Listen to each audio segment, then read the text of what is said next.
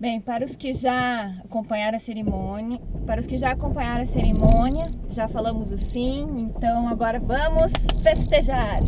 Então, viramos à esquerda até acompanhando esta via principal, né, da estrada rural.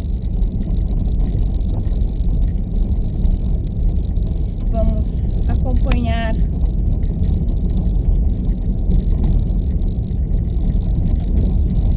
a via aqui nesse sentido. É bem tranquilo, agora é muito próximo. Para quem um dia quiser conhecer meu avô é só virar aqui à direita, a chácara dele, eu gosto ali pra frente.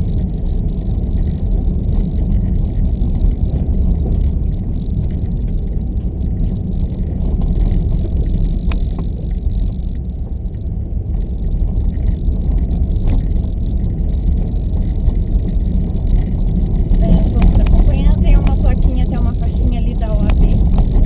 Hoje nós estamos no dia de hoje, né, que a gente está fazendo a filmagem, vai ter um evento do dia do advogado no salão de festa. Gente, olha que pôr do sol lindo, meu Deus.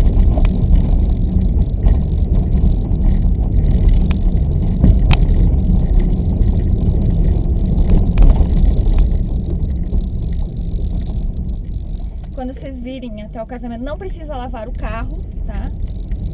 Porque é bem provável que ele volte sujinho, então.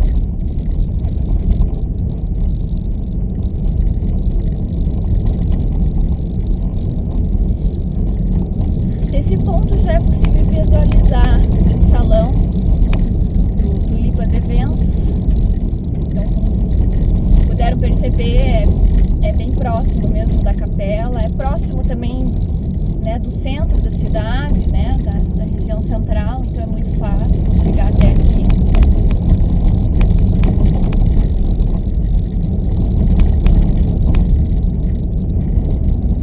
Acredito que ninguém vai se perder, conseguindo chegar em Araucária, vai conseguir chegar até o salão.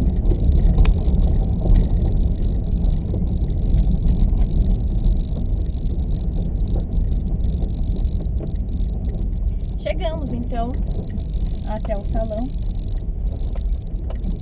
Vai ter uma área de estacionamento aqui interna e, pelo que nos foi passado, vai ter um estacionamento na parte de cima também